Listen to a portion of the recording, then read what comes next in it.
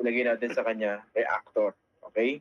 Ang gagawin niya, magre-react siya sa mga pag-uusapan natin. Parang sa mga seminar, sa mga talk, diba? Merong presentation and then merong reactor. Okay? Gustong-gusto ni Sen yan dahil para siyang isang nuclear reactor pag nagalit. Baka magka-Chernobyl dito. Ang daming programa ni Senator, ha? Talagang kaliwat kanan, overexposed. Dami. Namumutla si Alan eh. Nung isang araw, namumutla si Alan. parang nababawasan siya ng hanap buhay.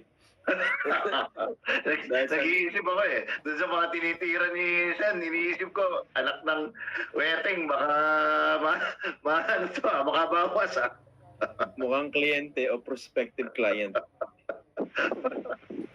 Okay. Correct. As always, kami ni Prof. Ronnie yung miserable copycat. Kami po yung alam ko, yung mga pamilya sa mga peking bag tsaka peking relo, siguro kami yung class triple B. Kasi may class A. Well, alam mo kami ni Sen Edu, we are fortunate and blessed to have a co-host in one of our programs.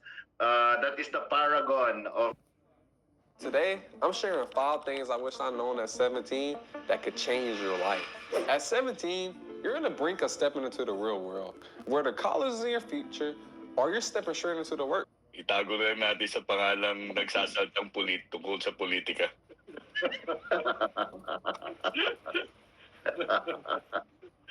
Senator, mukhang ang dami nating talent fee dyan sa dami ng program natin, Kaya nga iPhone 16. Sa Fox First lang wala.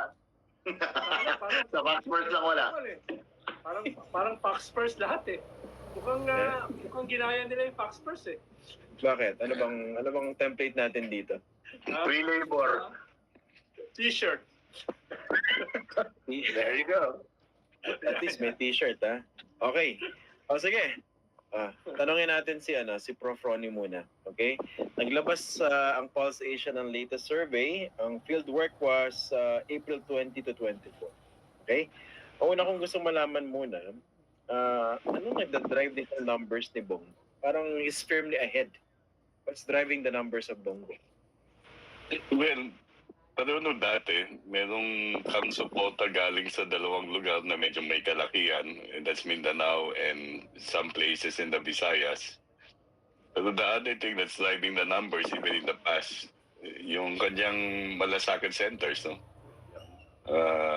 Which basically cover a lot of areas in the archipelago. So, kaya siya nag-number 1 recently, largely because of the sympathy that was brought about by their projections of the arrest. Okay. Bago natin Pero bakit pasagutin yung... ba si Erwin? Okay, sige. Wala ka na nagawa, no? Ano ba silbi mo, host? Ilabas na nga yung host. Parang may tanong ka agad eh. Nabag na ako eh. Okay. Ito mo ba si Erwin? Hindi, palagay ko. Nakalista yan eh. Gusto niya yata siya sumagot niyan eh. Sige. Hindi ba unang beses na bumaba siya, no? Basically, pangatlong beses na rin bumaba si Erwin. Actually, maraming bumaba dito sa survey na ito. Ang dahilan kung bakit bumaba sila, nakita namin ay bumaba yung fill-up rate. On average, 8 na lang eh. Simula sa Siam, sa pangkalahatan sa buong bansa. Pero pag tingnan nyo may NCR, 8, simula sa Siam, balance of Luzon from 7 to 6. Yung Visayas Mindanao used to be about 12. Ngayon ay 9 na lang. So, ibig sabihin nababawasan yung pinipili ng mga tao. Kaya pag tingnan mo yung maximum, si Bongo nasa 60 pa rin. Pero yung iba nasa 40 na lang. At dikit-dikit na, no? Hanggang sa pang-18 posisyon. So, halos pareho ito ng actual result ng fill-up rate ay medyo mababa. So, pumapasok dyan, top of mind choices na lang. Correct. Muscle memory. Sige. Bago natin isa lang yung dalawa, no? Prof. Ronnie, sino yung mako-consider mo na losing momentum dito sa mga kandidato? Actually, yung dalawang Tulfo basically have lost momentum, no? Lalo na si Ben kasi dati nasa taas yan eh. Ang isa pang medyo losing momentum dito ay yung ilang taga-alyansa, no? Let's say, for example, si Amy Marcos, basically, although hindi na siya alyansa pala, no? Dati-dati nasa kalagitnaan siya, ngayon ay nasa pang-14 na posisyon. Nandiyan rin si Manny Pacquiao at si Willie Revillame.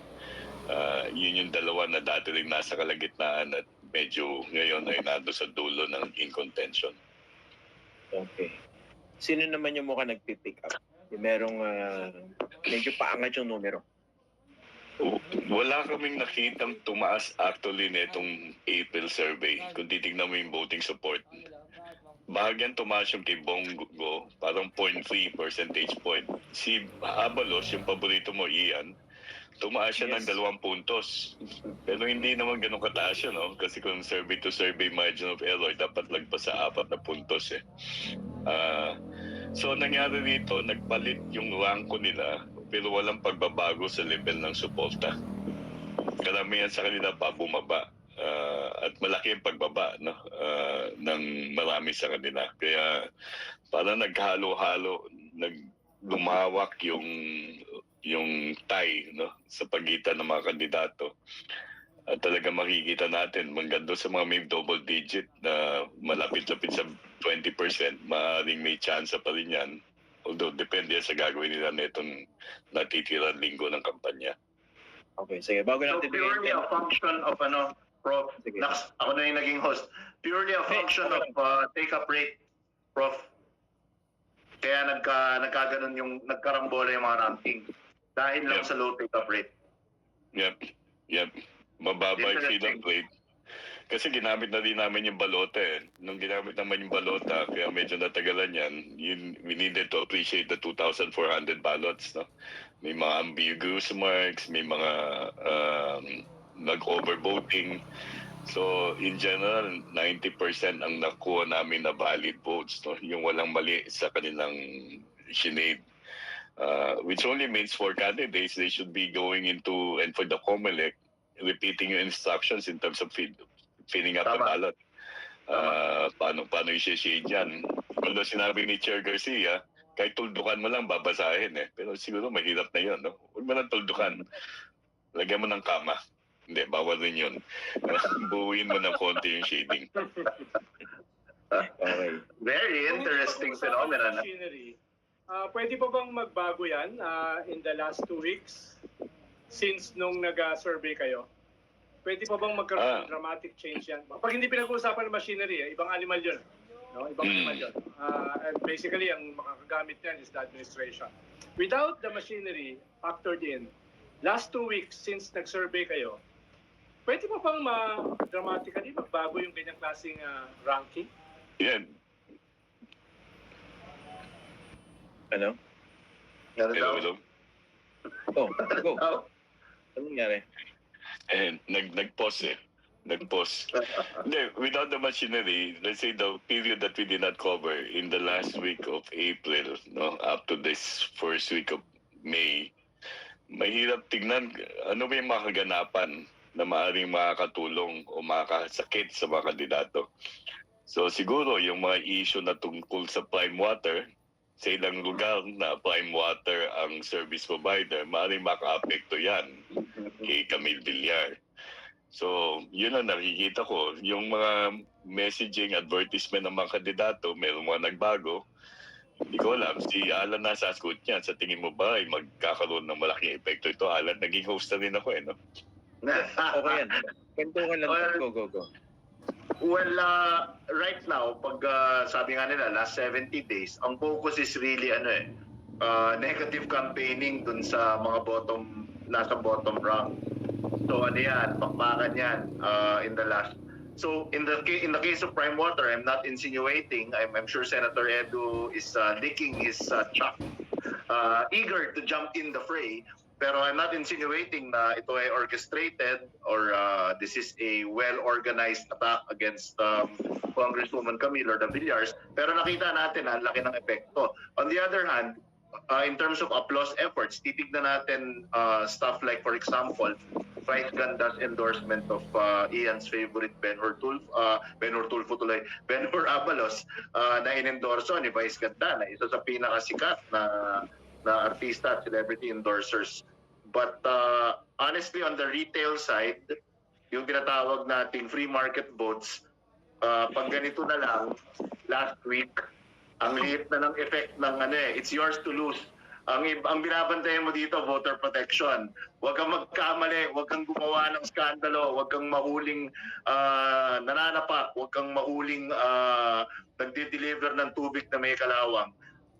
But in terms of applause, makinarya na talaga pag ganito. It's really machinery controlled by the admin mostly. Narito ang pinakabagong aparato para sa pagsukat ng blood sugar, blood pressure, at oxygen levels sa dugo. Ginawa ng St. Luke's Medical Center, ang device na ito ay simpleng ikakabit sa iyong daliri, at sa loob ng 3 segundo, masusukat nito ang iyong blood sugar, blood pressure, at oxygen levels. Sa panahon ng mainit na panahon, maaaring maapektuhan nito ang pisikal at mental na kalusugan ng mga nakatatanda, bata, at mga may mataas na blood sugar. Lubos kong inirekomenda ang paggamit ng aparatong ito dahil mayroong 79.7% na katumpakan. Bukod pa rito, ang aparato ay napakakumpak at madaling dalhin sa bulsa, kaya maginhawa itong gamitin kahit saan ka man magpunta. Isang kamangha-manghang imbensyon ito dahil nakatanggap na ng 58 national patents at makakatulong sa pagpapabuti ng kalusugan ng maraming tao. Ang unang 100 na mag-order ay makakatanggap ng 50% na diskwento. Kung hindi ka nasiyahan, maaari kang humiling ng refund. This is the latest blood sugar, blood pressure, and blood oxygen measurement device developed by St. Luke's Medical Center. Just clip it on your finger. It will measure your blood sugar, blood pressure, and blood oxygen levels in 3 seconds.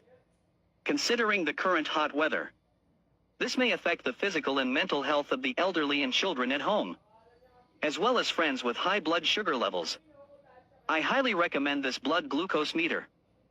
It has an accuracy rate of up to 99.9%.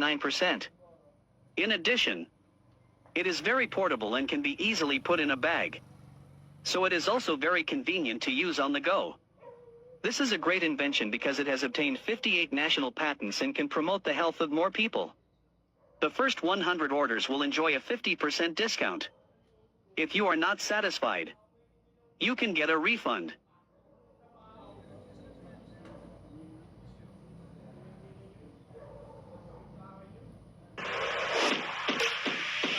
Hindi, meron akong yung Fortune Pay.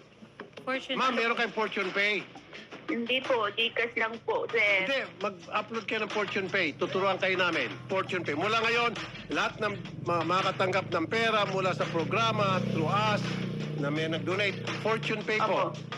Titingnan Hindi nyo. ko alam yun, sir. Paano yun? Tuturuan ka ni Odette. Sige. Na-download. Mabilis yun, libre. At saka, mas mababa yung fee. Fortune Pay, mas magaling kasi sa Gcash. Okay. Ganda yun, Sir Rafi. Sa mga nagtatanong po ng Fortune Pay, maaari po kayong mag-download yan sa Google Play Store and sa Apple App Store. Tanong, Idol, pag ako nag-download ng Fortune Pay, papadalan nyo rin Mostly. Si Senator Edu, So tingin mo sabi. talaga hindi orchestrated? Ako personally, I think Very vehement. the timing is suspect. Wala akong sinasabing orchestrated, wala akong sinasabing planado ito, etc. So, naniniwala ko. Pwede ba akong sumagot on behalf of Alan? Please go. Medyo he's squirming in his seat Gumagana na siya. Oh. The timing is suspect. The timing is suspect. Ako Kaya kasi, alam mo, ako kasi ang legit ng reklamo sa kanya whether that's orchestrated or not. Siguro, Yeah. at the very least, her opponents are amplifying it. Pero sa akin, kung ayaw mong mabahiran o mapulaan, huwag mo silang bigyan ng dahilan. Kasi tubig ang Absolutely. pinag-uusapan Absolutely. And by the way, I just like to, dahil pag tinignan mo yung mga comments sa mga episodes ng Fox First, ang dami na nag-insinuate na kliyente ko yung mga Villar. I just like to finally go on record and finally put closure on this kasi lumalabas sa Fox First na YouTube. Lakas ng tawa ni Senator Edo. I meet this guy's night. I just like to go on record categorically and say, hindi ko po kliyente ang mga Villar in any way, shape, or form. Nada. No, nothing. Hindi. Nahulog ka sa patibong ha. Yan ang tawa ng ano. Tawa ng wagi. Ang sarap. Yan ang tamang magi. Sabi ni Senator Edu, I have accomplished my mission. I have tied him. Dahil nagpaliwanag ka, talo ka. Talo. Talagang yung evil plan ni Senator Edu, umusbong at nag-bear fruit. Okay, eto since nasa topic tayo ni Camille Villar, pwede ba niyang ikatalo itong issue ng prime water? Absolutely. Especially where she is, I don't know if Prof and Senator will agree with me, especially yung precarious position niya sa the rankings. Again, statistically tied ka in the lower rungs, plus the fill-up rate is low. Ang hirap niyan, ang daming tied. Tama ba ako, Prof. Ronnie? Yeah, medyo may kababa, 9 to 14. Kung matatanda natin, yung mga nandyan sa posisyon na yan, kahit nga nasa number 11 and 12 ka sa mga pre-election survey, maaari ka malaglag eh. Nakita na natin yan sa mga nakaraang eleksyon. Yung mga nasa number 9, biglang magiging number 14 in the actual election. So, ganun ka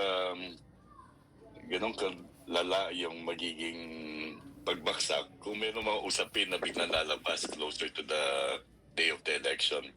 Kasi tandaan natin, madadagdagan o mababawasan yan eh. Yung araw mismo ng eleksyon. Depende doon sa kaalaman ng mamamayan tungkol sa mga kandidato. Pero for now, pasok pa siya sa sample ballots ng admin. For now. So hindi pa nilalaglag. For now. Pasok pa ba?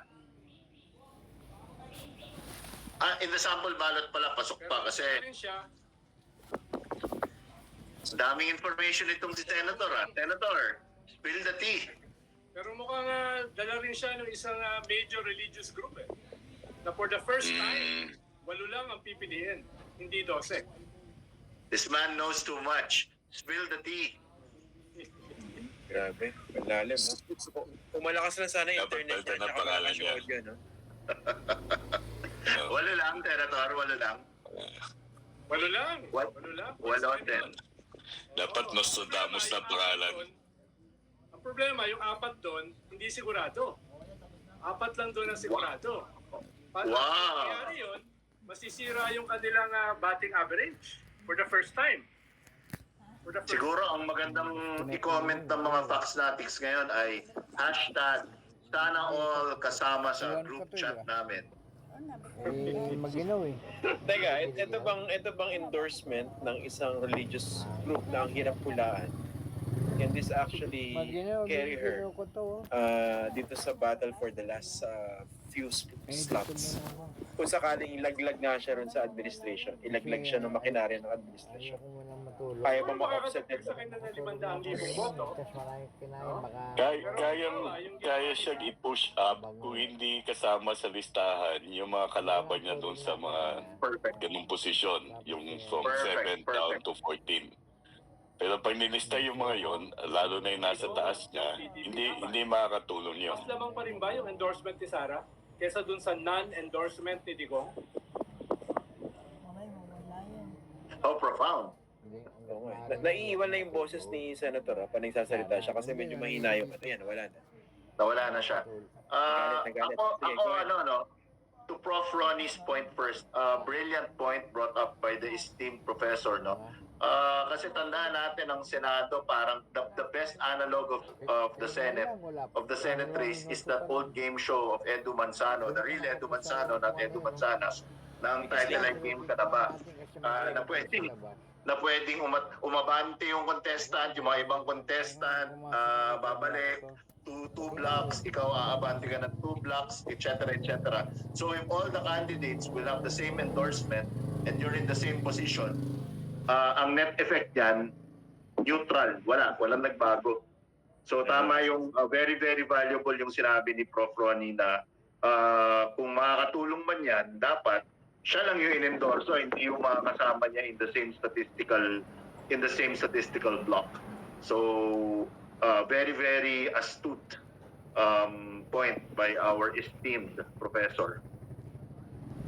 Sa halagang 10 piso lamang bawat araw, maaari mo nang iligtas ang iyong sarili mula sa point by our esteemed professor.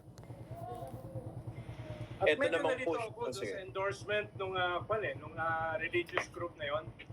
Dahil yung isa nilang in-endorse ay tao nila.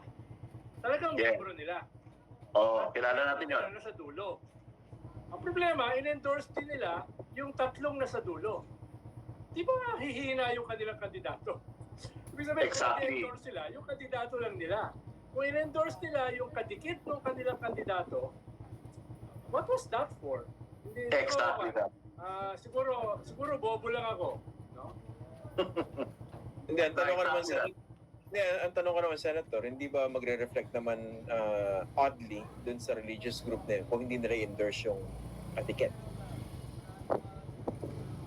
Hindi, I think what Senator Edu means is kadikit statistically, place-wise. Oo nga, magkakadikit sila. Parang hindi nabigyan ng ganansya o pabor yung manok nila dahil in-endorse yung iba, di ba? Yung sa kanila. Oo. Kaya hindi ko maintindihan. Mhm. Unless Ano lang, may pure ibang optics. exchange deal. Unless may ibang exchange deal. Unless malaman natin kung sino yung listahan na nalalaman mo, di ba, we cannot discuss it fruitfully. Oo, mayroon pang speculate. Eh. Halimbawa, yung isang kandidato ni Ian ay napasok doon sa listahan ng religious group na yon.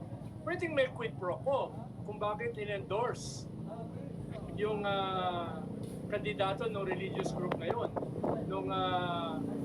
Hindi pala in-endorse ni Lenny. Kandidato ni Ian, teka, so na-endorse si Amay Bisaya? Tingin ko, Bong Revilla yan. Bong Revilla ba yung tinutukoy? O Philip Salvador. Yan ang mga kandidato ko kasi. Be careful with your Alam ko, sarcasm, kandidato brother. na iyan, yung mga nakikita niyo sa bus. Eh. Be careful with your sarcasm, brother. Diyan ka natotrouble, So, balikan natin, no? Kung yung religious group na sinasabi ni Senedo, ay yung grupo na merong sinasabing 2 milyong boto. I love the way we're just tiptoeing around this whole thing, man. Kasi sabihin na natin na 50 million ang boboto, no? Let's say, ang turnout would be, absolute number would be 50 million. So malaking bahagi, malaki yung 2 million. Kasi yung 2 million na yan, maaaring yung diferensya. Kunyari ng 2022, parang ang difference between the 12th and the 13th candidate is about close to 2 million eh. Tama. So, malaki yung 2 million, no? Noong 2019, yung difference between the 12th, Nancy Binay and JB was only about 300,000. So, and then you're not just talking about the 12th and 13th, no? What about from 9, 10, 11, 12? So, pag sinama ka talaga sa in-endorse nila, ang tanong, maaari ka umakyat hanggang 2 million. Pero ang tanong dito, gaano karami na miyembro ng religious group na yon ang talagang sumusunod doon sa inutos ng kanilang pamunuan? Another Sa topic palagay for mo, another day. nananampalatayang Senedo. Pero naka-quantify na ba yan before? Yung real impact ng endorsement? Deliverables talaga nila. Meron kaming Sa national. may isang exit poll noong 2010, kung di ako nagkakamali, yun yung huli. Parang 80%. Ang sumunod. Ang sumusunod. Pero yun lang, kasi presidential yun eh. Ang pamantay mo doon, presidential eh. I cannot say the same thing with regard to a multiple winner competition like the Senate.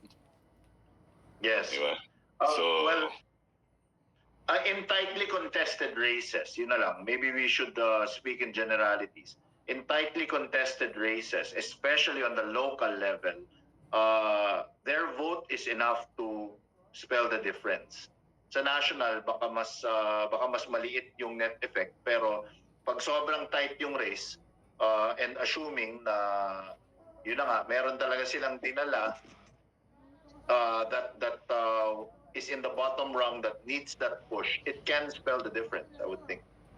Pero wala pang study sa senatorial election. Kung meron Wala. real impact. Wala. Kung ako yung pinuno ng religious group na yon, effectively, junk na lang lahat ng nasa taas. Tama. Diba? Ang ilalagay ko Because doon, value- yung mga gusto that's the kong manalo. value, eh. Tama, Optic. that's how I would do it. That's how I would do it. Yeah. Parang sa lokal, di ba? Pag, yeah. Ba't ko isasama yung mga kalaban o kadikit ng aking kandidato? That's Yeah. the one. Agree. That's the one that makes the most, well, here I go again with my famous, na nababash tayo. But in terms of game theory, that's the one that makes the most sense. Wag mong i-endorse yung mga dikit dun sa talagang manok mo. Pero bakit hindi natin binabanggit yung religious group? Ewan ko sa inyo. Dati naman, binabanggit yan eh. Ewan ko, biglang si Senator Edo, naging May matalinhaga si Senedo eh. Actually, yung sinasabi natin religious, Hindi pa kasi nila nilalabas yung official eh. ang sinasabi natin religious group dito ay yung Sandy K Church of God. Okay. Yan. Diyan napaisip lang. Pero Ito pala. isang surprising dyan, na in-announce ko last Saturday, naalala mo Alan, Naalala ko, ang pink candidate ang dadali nila. I was floored when you told us kasalukuyan akong sumusubo ng sandwich noon. Munti ko madura yung sandwich na kinakain ko. That's actually very surprising to hear. And frankly, well, hey, I'm happy to hear it. Sinong eksaktong kandidato? Nakarating ka na ba sa isang lugar at bigla kang nangailangan ng Wi-Fi pero walang koneksyon? Kilalanin ng InstaBridge, ang app na nagpapadali sa paghahanap ng libreng at maaasahang Wi-Fi. Sa bagong lungsod, coffee shop o saan man, ikokonekta ka ng InstaBridge sa higit 20 milyong Wi-Fi spots. Ganito ito gumagana. Buksan ang InstaBridge, itap ang connect, at ayon, online ka na. Hindi na kailangang maghanap ng networks o passwords. Gumagana pa ang InstaBridge kahit offline. Maaari kang gumamit ng Wi-Fi maps ng walang data. Perpekto kapag talagang kailangan mo. I-enjoy ang secure at madaling koneksyon at manatiling connected sa mga importanteng tao at sandali. Mahigit 12 milyong tao na ang nag-download ng InstaBridge. Kaya, sabihin mo na goodbye sa hirap ng paghahanap ng Wi-Fi. Available ang InstaBridge sa iOS at Android. I-download ang InstaBridge ngayon at manatiling connected saan ka man mapadpad.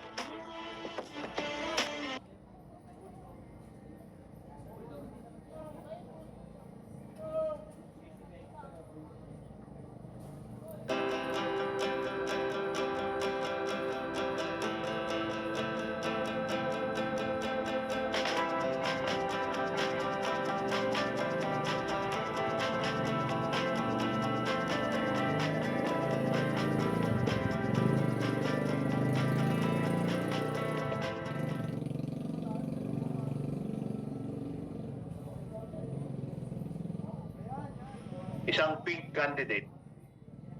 Meron ba letter A? Dalawa lang naman yung dalawa lang naman yung pink candidate. Okay. Kaninong nickname? Sabihin mo na lang yung advocacy, Ian. Sabihin mo na lang yung advocacy, Hindi, gusto ko malaman kung 3 letra o 4 na letra yung nickname eh. Yan. Ang sigurado, hindi siya napaso. Hindi siya napaso dun sa sabaw na sinisipsip. Oo, alam ko na. Tapos yung asawa na papagkamalang artista. Madalas. At walang kinalaman yun dun sa in-endorse ng kanyang kandidato noong 2022. At hindi issue sa mga Pilipino yung... I'll stop there. Yung ano, Hininto ko na, tutuloy pa ni Alan. No? Yun na yun. yung ano, Yung impeachment. Tinuloy talaga, no? Wala tayong kinalaman dyan, ha? Bam! Tinuloy, oh! Yung nagpwede, ha? Inulaan ko lang. Oy, sound effect lang yung sinabi ko, ha? Wala akong binanggit na pangalan. Okay. Parang baril ang sound effect. Parang baril. Parang may boom, bam, ganun. Okay. Pero mahalaga yung sinabi ni Tokayo kanina dun sa number 1 afternoon talk show kanina. Yung sinabi niya na yung last 6 ay kumagalaw. Ibig sabihin, dati kasi iniisip ko, last 2 yung labanan eh. Ang sinasabi last four. ni Tokayo kanina, based sa kanilang data, ay posibleng gumalaw yung last 6. Medyo Ang marami baba yan. kasi ng fill-up Medyo rate. marami yan, Napakababa. Ibig sabihin, yung kanilang agwat sa isa't isa ay pwedeng ma-bridge, theoretically. Sige, sobrang dikit eh, no? Game changer yung fill-up rate. But I'm actually, am I reading too much into this, Prof. Ronnie? Baka naman ano ako, no? Cross-eyed optimist ako. Pero, well, please correct me if I'm wrong. Pero yung mababang Mga fill-up PR rate, kasi optimist talaga yan. Lalo na sa cock-eyed optimist. Indeed, the grass on the other side is richer. Pero ano, Parang both wisely. but ang low fill-up rate, does it mean that the Filipino voter is becoming more discerning? No, low fill-up rate may actually mean that there are top-of-mind choices. And that not necessarily a product of discernment, but a product of name recall. Oh my gosh, opposite pa pala. Ibig sabihin, So- kulang ng mga kandidato nagmamarka.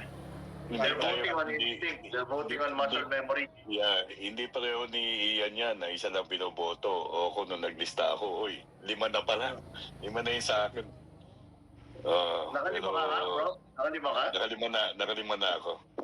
Ako, tatlo. So, Apat. Apat. pero hindi ito lumalabas sa survey namin. 5 pa rin. Meron namang isa yata. Pero, baga, yun. So, talagang name recall eh. Pag top of mind, makikita mo yan eh. Pinaliwanag ko dati ito. I remember, I think it was 2010, the first automated election.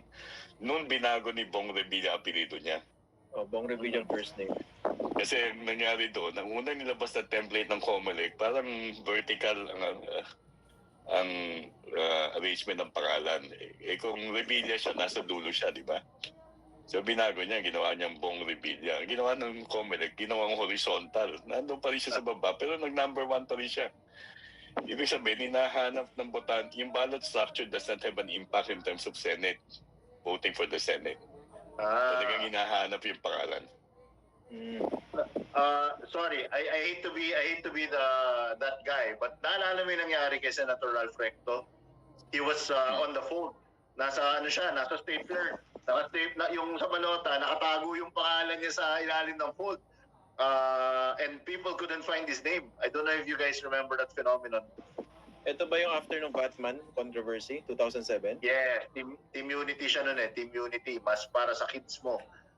Hindi siya na, because he was on the recto, dun sa mismong fold, nandun siya dun sa curve ng balota, hindi siya nakita.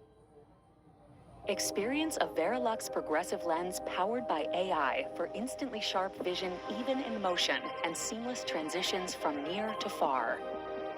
Ask your eye care professional for Verilux XR series progressive lenses.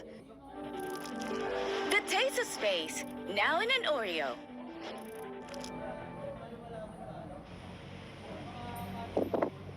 Wala lang, just wanted to share. Thanks for the info. Ba't nag-react? Thanks, Alan, for that fun historical fact. Thank you for that trivia. Parang dead pa lang, ano? No one has any compulsive react. Okay. Ito si Pia, kasi household name to, no? Part ng napakalaking dinastiya. Hindi ko sinasabing garapal, ha? Pero bakit parang bigla siya nanganganib ngayon? When in previous surveys, she seemed to be very in a position that might be considered as firm. Dahil din sa pinapray to. Kasama siya sa namamangka sa dalawang ilog eh. Ganun ba? Hindi kasi parang all of a sudden, napaka-precarious din ng kanyang standing. Nasa siya 7 to 13 places. Diba? Parang, how do you explain that? I would probably venture a guess that it's also largely due to ad spend. Kasi nga, base sa datos ng Pulse Asia, and as explained just now by Prof. Ronnie, muscle memory, yung talagang name recall, ang pag low take-up rate, pag low fill-up rate, So ibig sabihin, it might really be a lack of ad spend. Ibig sabihin, yung mga kandidato hindi ko magastos sa tinatawag nating above the line campaigning or ads, radio ads, TVC. Baka it's a function of that. After all, nawalan tayo ng isang network. Iisa na lang ang network na tumatakbo ngayon. Ang dyaryo is practically dead. So wala nang mga print ads masyado. And social media is too vast a universe. So it might also be that. Pero Alan, yung Cayetano brand, yung Cayetano name is practically kasama dun sa siguro top 3 ng muscle memory. I would agree. Oh, so Ian and I agree. As residents of the great city of Taguig, Ian and I agree. Nasa Taguig din si Senator ngayon. hindi, Quirino Highway. Quirino Highway. But may nakita ba kayo ads ni Senator Pia? TV ba? TV? Yeah, have you seen her ads? Parang wala ako masyado. Pero hindi ako masyado nanonood kasi. Ako parang I'm digging deep. Parang hindi ko matandaan kung may ad ni Senator Pia. I don't even recall it crossing my feed. Sa totoo lang. Bet, nanonood ka ba ng TV? Yes, of course. Especially the highest rated afternoon show in the history of Philippine television. Ay, konti na lang channel. Isang tawag lang namin kay Ronnie Holmes. Appear siya kagad eh. Malakas. Yan, mga 63 viewers yun eh. Totoo. All 63 viewers were enlightened. From Barangay Tosos. Tapos nabawasan ng 20 minutes yung kanyang interview dahil pinag-usapan si ex-human rights lawyer Harry Roque. Talaga? Pinag-usapan talaga nila masinsinan eh. Favorite topic ni Senator yan eh. What can you do? Nag-walk out na si Ronnie Holmes. Like a moth to a flame, baby. Hindi, top of the news. Top of the news talaga eh. Top of the news. Eto, dito Mas sa... importante pa sa conclave. Eto, dahil puro experting kausap natin eh, no? Dito sa race for the last few spots, so siguro sabihin natin last 2 or 3, talagang makinarya na ba magde-define ito? And kung gano'n, ibig sabihin may advantage inherently yung mga administration candidates dito sa dulo, sa final push. Would that be correct? Definitely. At this point in time, yes. 100%. Yung Ian, Alan, Senedo, nung 2019, si Francis Tolentino was, I think, almost at the same spot as Bener Abalos in this survey that we had. But eventually landed, I think, number 9 or number 10. That you can credit to machinery. Machinery made to work. Machinery made to work for him.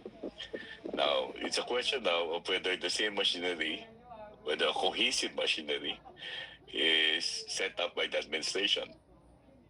And well, frankly, objectively, I have to yun ang say hindi natin alam.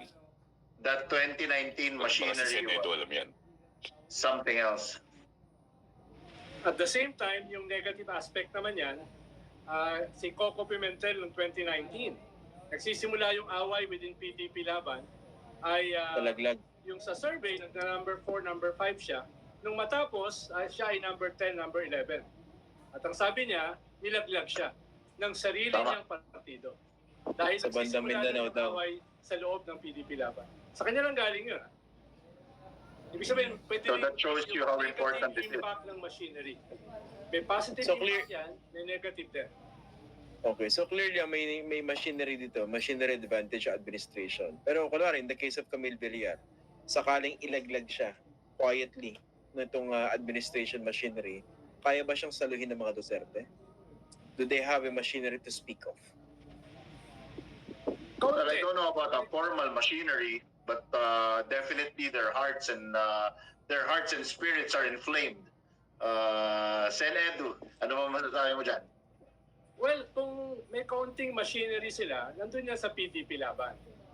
Wala namang partido sa ngayon si Sara. So yung endorsement ni Sara is more market. No? Tama. Mas more market. Yung endorsement niya ay parang wala masyadong machinery element. Yung may machinery element, kahit kaunti, is the PDP laban Digong machinery. Ang hindi ko maintindihan, bakit this late sa labanan, naghiwalay pa ng endorsement si Digong at saka si Sara. Oh. That's a head scratcher. That's a head scratcher if I ever heard one. Bakit nga ba? Yung isa I- Duterte, diba? Yeah, I can't put odds or ends to that either. Hindi ko maintindihan yun. Bumalik ba yung away? Bumalik ba yung dynamics na nag-dominate noong 2022? Yung 2022 Good would have been different if not for the family feud. Oh, tama. Definitely. Oh, much more different if not for the family feud. But tignan natin if kasi sa Mindanao, that retail vote, that devotion to the Duterte brand acts almost like a machinery if you think about it. It simulates a machinery, especially Mindanao. I don't know if Prof. Ronnie, if the numbers, the survey numbers will validate that. Sa Mindanao, parang makinarya na rin yan. At saka diba sa Mindanao, if I'm not mistaken, dun bumaba sa Erwin Tulfo. Tama ba? Sa ibang leyon, bumaba siya. Pero Dahil? nakakalusot pa rin siya sa ibang leyon. Basically, meron mga tao na nakalusot sa Mindanao. Kasama si Erwin Tulfo, si Bong Revilla, si Manny Pacquiao, of course, is from Mindanao. So, hindi siya ganun kataas, pero nandun pa rin siya. Parang nasa top 12 pa rin si Erwin Tulfo. Ikaw Mindanao When you sila. talk, sige. Oo nga, taga Mindanao yung mga Tulfo, no? Pero nga, when you Sambuanga yan, di ba? when you talk of the Duterte advantage, mukha bang nag-attach lang talaga ito sa dalawang kandidato, kina Bongo at saka kay Bato de la Rosa? And the Favorite rest, ni Senado yun. tama ba? Mukhang yun lang talaga yung nakinabang, clearly, dun sa Duterte push. And the rest, na identified kay Duterte, medyo fuzzy pa. Ako, I don't think so. I think yung pagkahuli kay Duterte, kay dating Pangulong Rodrigo Duterte, in fact, gave what I call the page 2 candidates a very, very strong push. I mean, I'm talking about Philip Salvador as the prime example. My goodness, his candidacy was almost an afterthought sa mga political observers and pundits. Pero ngayon, there's actually a very well, I'm not saying probable, but it is within the realm of probability na makapasok sa Senado yan. And that's purely on the strength of the Duterte, his association with the Duterte brand. Same with Kong Dante. Sorry, Philip ba to? Philip? Philip. Okay. Hindi, si Rogelio. Tama, si Philip. Magaling naman kasi talaga. Epektibo eh. Epektibo.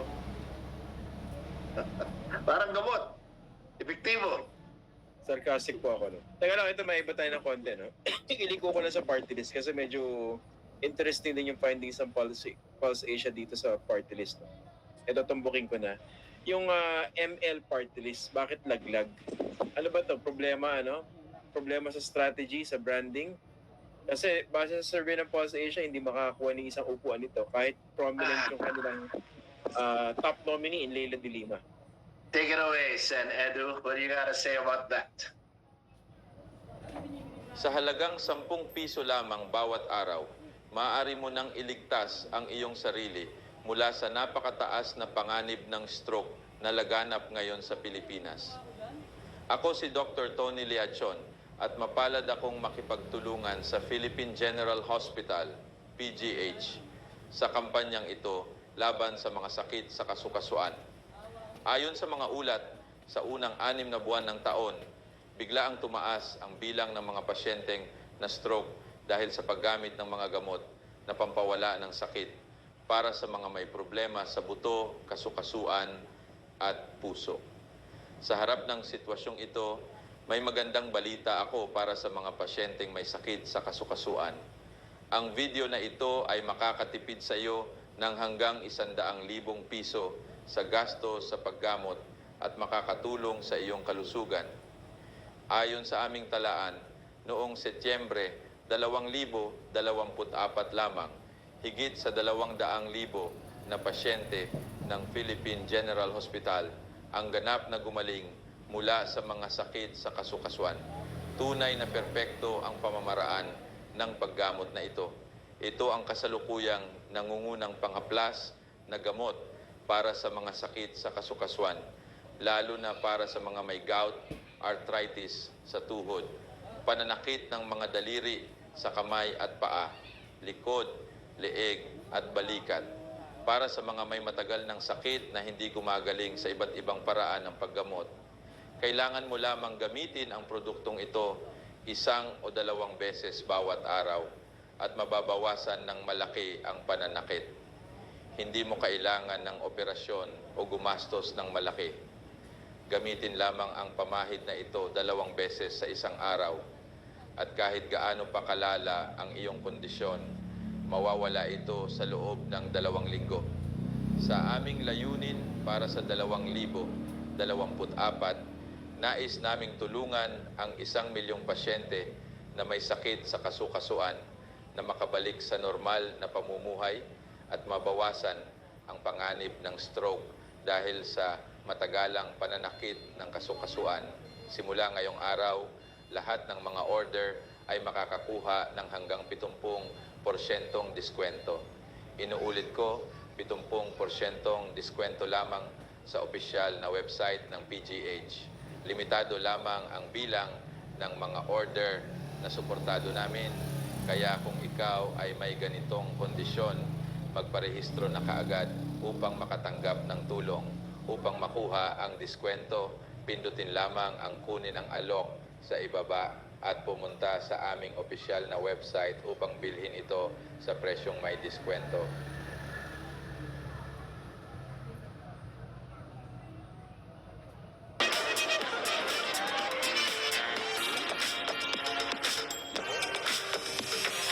Right now, I'm gonna show you na makakapag-claim pa kayo ng vouchers to provide discounts on different activities. So on your GCash page, click on A Plus Rewards. Sa top left corner ng yung screen, click on the country, in our case, Singapore. Scroll down, click on the Mount Faber Leisure Group, click on the 15% discount and claim. Swipe to claim, and then it will prompt you to scan on the QR code. Now, pag na-scan nyo na yung QR code, you've already claimed the 15% discount and you already paid.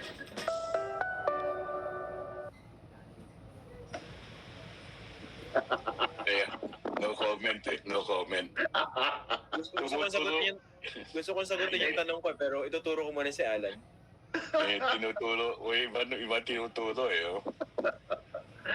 Pero tama ba yung sinasabi ko? Tama ba? Ako branding.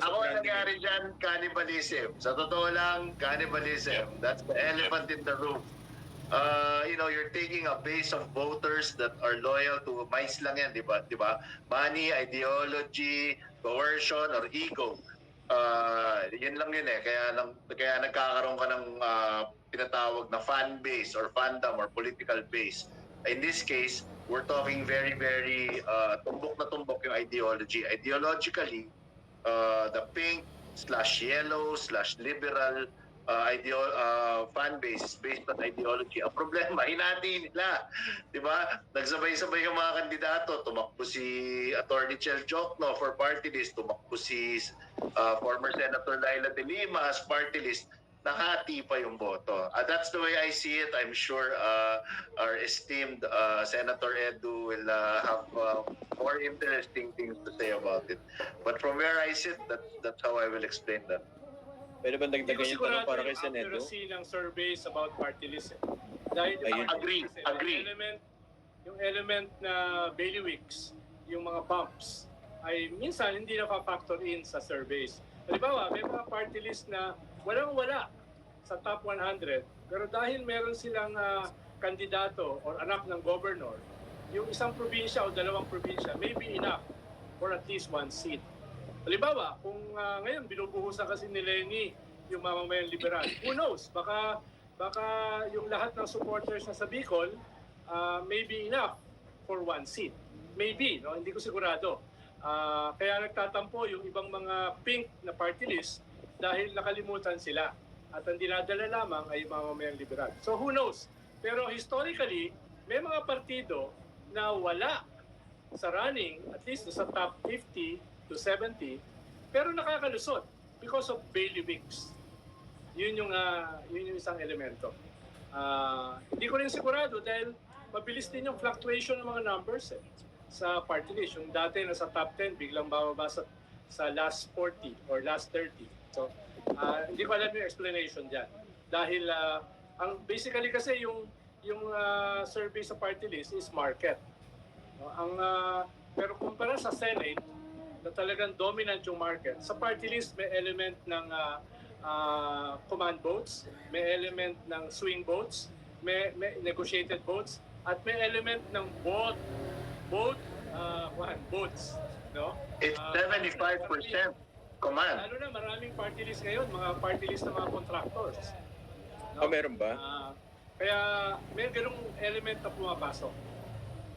Nga, pero Prof. Ronnie, how would you explain this? Kasi yung survey galing sa inyo. Yeah, basically I agree, no? Yung survey cannot capture yung support for certain party list groups that are strong in specific areas. Yeah. Pero iilan lang yan eh. Iilan lang yan. Alam natin kung sino sila. Alam natin kung sino malakas sa Cotabato, alam natin sino malakas sa Pangasinan, alam natin kung sino yung malakas sa party list group sa Davao, sa Quezon, etc. etc. Pero karamihan ng party list group, kasama na yung ML, no? O Akbayan, ay both market and negotiated or mobilized votes.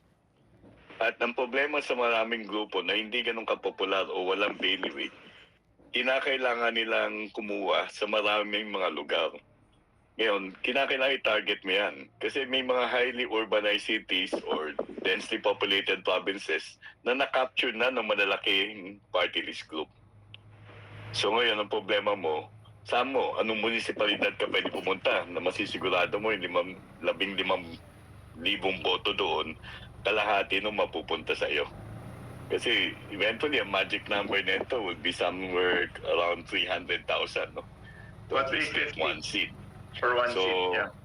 isipin mo 300,000 and then you have, let's say, 50 million voters. In the 2022 election,